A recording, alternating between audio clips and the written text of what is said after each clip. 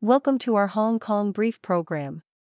Today, we have some riveting stories to share with you. First up, the Hong Kong women's rugby team is gearing up for a high-stakes match against Kazakhstan in the Asia Rugby Championship. This game could be their ticket to the 2025 Rugby World Cup and a chance to elevate the profile of women's rugby in Hong Kong. Captain Pun Huaiyan and head coach Royce Chan Leong Zi are optimistic about leaving a legacy with a win this Saturday. Next, let's dive into the beloved two-dish rice meals that have become a staple for many in Hong Kong.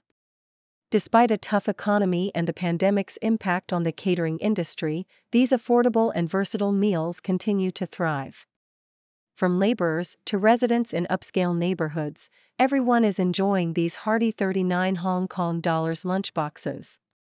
Lastly, we take a sobering look at the growing trend of live streaming in China, where young influencers are risking their lives for clicks and fame. With the influencer economy booming, it's a lucrative but dangerous career choice that has led to several tragic incidents. Platforms are struggling to enforce regulations to curb extreme behaviors. Please stay tuned for more details on these fascinating stories. South China Morning Post. The health of Hong Kong women's rugby is on the line when the city clashes with Kazakhstan in a crucial Asia Rugby Championship (ARC) match.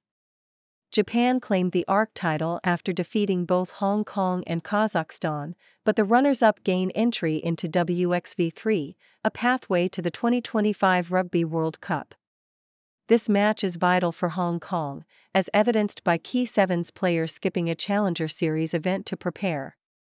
Captain Pun Huaiyan emphasized that reaching the World Cup is the ultimate goal, but the journey is about inspiring a new generation.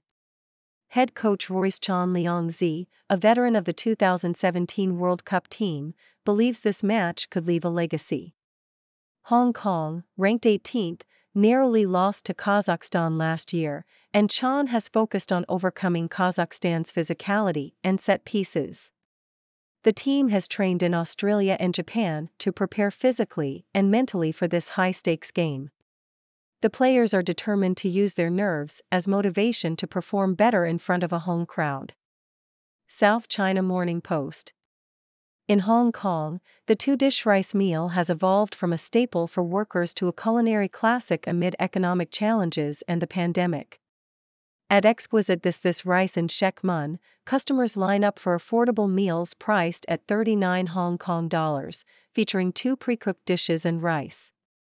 This no-frills dining option has thrived even as the catering industry struggles. Iris Lee, an accountant, finds these meals cost-effective compared to cooking at home. These eateries, also known as this rice shops, gained popularity in 2022 during government-imposed dining restrictions.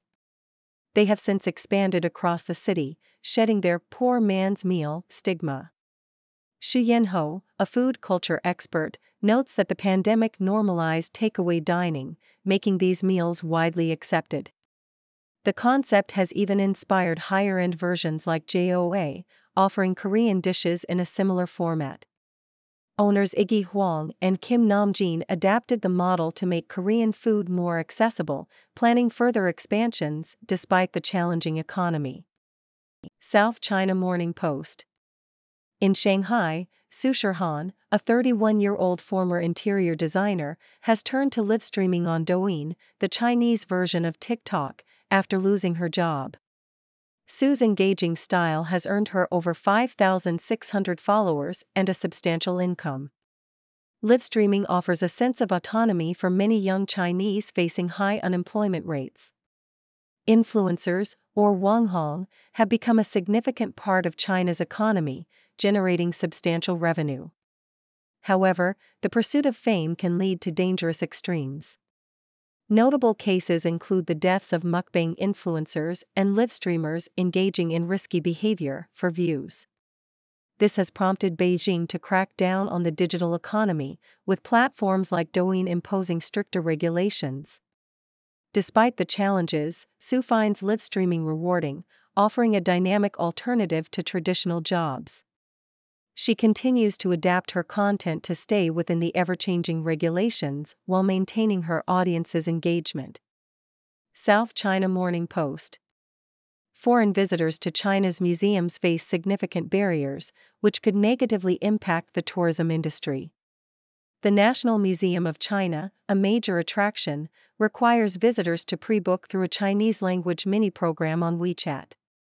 This system, developed during the pandemic, is difficult for non-Chinese speakers to navigate. Shanghai has made some efforts to accommodate foreign tourists, with the Shanghai Museum offering an English version of its booking pages. However, many other attractions, like the Shaanxi History Museum, still have inaccessible booking systems. William Figueroa, an international relations professor, experienced these challenges firsthand during his visit to Beijing, highlighting the difficulty of navigating these digital systems without a Chinese phone number. Despite these barriers, Figueroa found locals to be sympathetic and helpful. Hong Kong legislator Adrian Pedro Ho Kinghong emphasized that the digital infrastructure hasn't yet adapted to the return of international tourism, suggesting that feedback from tourists could help improve the situation. The lack of bilingual staff and tour guides remains a significant issue, potentially limiting China's soft power and its ability to promote its culture and history to international visitors. South China Morning Post. Despite the removal of property cooling measures in Hong Kong, the subsidized housing market has seen sluggish sales, contrasting with the surge in private market transactions.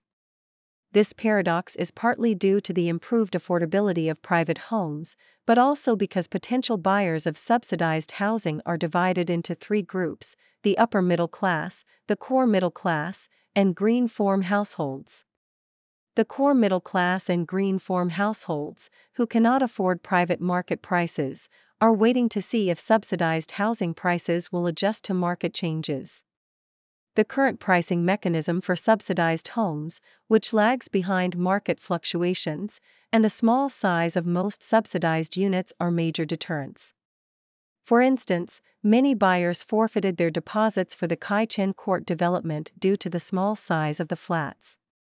The government has pledged to increase the minimum size of subsidized homes, but more flexible and responsive pricing mechanisms are needed to ensure these homes remain affordable. Enhancing the quality of subsidized housing is crucial for improving Hong Kong's living standards and addressing the demand-supply imbalance in the housing market. Associated Press. In the Rugby Sevens World Series finale in Madrid, Fiji and Ireland achieved dramatic last-gasp victories against New Zealand and South Africa, respectively. Fiji, which has not won a tournament in 21 series, overcame a 19-7 halftime deficit to beat New Zealand 28-26, with Jerry Tuwai, a two-time Olympic gold medalist, making a significant impact in his first tournament in a year. Ireland also pulled off a stunning comeback, rallying from 21-7 down to defeat South Africa 26-21, with Hugo Keenan from Ireland's Six Nations side contributing to the win. Meanwhile, France, resting star player Antoine Dupont, thrashed Australia 38-5, and series leader Argentina convincingly beat Britain 31-5. In the women's series, New Zealand and Australia dominated their matches, with New Zealand crushing Britain 49-14 and Australia defeating Ireland 33-14. The finals, set for Sunday, promise to be a thrilling conclusion to the season. Nikkei Asia reports that Great Wall Motor has decided to shutter its European headquarters in Munich and terminate the employment of all 100 staff members due to underwhelming electric vehicle sales in Europe's largest auto market. The company will also abandon its expansion plans in Austria and Switzerland, opting instead to serve European markets from China. A senior employee from Way, one of Great Wall's EV brands, criticized the decision as a dirty business at the expense of employees. The move underscores the challenges faced by Chinese automakers in Europe, as evidenced by Great Wall's dismal sales figures in Germany. The Aura 03, a compact EV, received poor safety ratings, contributing to the company's struggles. Compounding the issue, Germany's abrupt cut in EV subsidies has led to a significant drop in demand, causing Great Wall and other Chinese manufacturers like BYD to fall short of their sales targets. South China Morning Post details the escalating tensions between the Hong Kong and U.S. governments following the U.S.'s announcement of new sanctions on Hong Kong officials. These sanctions were a response to a landmark national security case in Hong Kong, where 14 out of 16 opposition figures were found guilty of subversion. The U.S. State Department condemned the convictions as politically motivated and called for the release of those jailed. The Hong Kong government, however, dismissed these criticisms as despicable political manipulation aimed at intimidating the judiciary. The case has also attracted international condemnation, with officials from the EU, Australia, and the UK expressing concerns over the erosion of democratic freedoms in Hong Kong. The Hong Kong government remains resolute in its stance, asserting that the convictions were justified and that it will continue to uphold national security laws. The Globe and Mail highlights the growing popularity of asset allocation ETFs among Canadian investors. These ETFs, which bundle multiple stock and bond funds into a single portfolio, have attracted over $25 billion since their introduction by Vanguard 6 years ago. The funds are praised for their cost-effectiveness and accessibility, with fees as low as 0.2%. Investors have shown consistent interest in these products, regardless of market conditions, indicating a long-term commitment to their investment choices. The majority of assets are held in all-equity and growth funds, which appeal to DIY investors, while balanced funds are favored by financial advisors. Vanguard leads the market with a 52% share, followed by iShares and Fidelity. The article also introduces the reader's portfolio, featuring top stock picks from savvy readers, and discusses broader market trends, including the dominance of tech stocks and the potential impact of future market corrections. South China Morning Post. Hong Kong police are investigating a rare and critical incident involving a 4-year-old girl who suffered cardiac arrest while receiving stitches at Yin Chai Hospital. The girl's father reported the incident, alleging that medical staff may have caused suffocation by pressing her face down on a pillow during the procedure. The hospital authority has invited experts to review the event and conduct genetic sequencing to determine if a rare disease might be involved. The girl remains in critical condition, on a ventilator, and receiving various medications. Hospital authorities are cooperating fully with the police investigation and are deeply concerned about the rare event. Medical experts are reviewing the workflow of the suturing procedure to identify any potential errors. Guardian. The Hong Kong government has strongly rejected Western criticism of the conviction of 14 pro-democracy activists for subversion under the national security law. The U.S. State Department expressed deep concern, labeling the prosecution politically motivated and calling for the immediate release of the detained activists. The Hong Kong authorities defended the trial, stating that the convicted acts were aimed at undermining the political system and had nothing to do with democracy and human rights. The trial, the largest under the national security law, saw the conviction of 14 activists from a group of 47 arrested in January 2021 for organizing an informal primary election. The legislative elections were later altered to allow only state-approved patriots to run for office. The Hong Kong government dismissed the criticism as despicable political manipulation. The Globe and Mail. The United States has announced plans to impose new visa restrictions on Chinese and Hong Kong officials following the convictions of 14 pro-democracy activists under Hong Kong's national security law. U.S. State Department spokesperson Matthew Miller called for the release of the activists, criticizing their prosecution as politically motivated. The activists were among 47 charged in the largest national security case, accused of attempting to paralyze the government through an unofficial primary election. The Hong Kong government condemned the US and UK remarks as untruthful and slandering, defending the legal process and insisting the actions were lawful. UN High Commissioner for Human Rights Volker Turk also expressed concern, urging the repeal of the national security law. Both Beijing and Hong Kong authorities maintain that the law has restored stability to the city. Telegraph. The Lord Lucan mystery continues to captivate as the 50th anniversary of his disappearance approaches. Lord Lucan vanished in November 1974 following the murder of his family's nanny, Sandra Rivet, and an assault on his wife, Veronica. Detective Chief Superintendent Roy Ranson had prepared a case file for Lucan's trial, anticipating his imminent capture, but Lucan never resurfaced. The story has been a treasure trove for journalists, who relish the chance to revisit the tale of an aristocrat accused of murder, the dramatic flight of Lady Lucan, and the mysterious clues like Lucan's borrowed car found at New Haven. The enduring intrigue has inspired countless documentaries and dramas, and even today, journalists are drawn to the story as a nostalgic nod to the golden days of Fleet Street. Among the most dedicated was Garth Gibbs of the Daily Mirror, who spent decades fruitlessly searching for Lucan in exotic locations, turning his failure into a celebrated journalistic endeavor.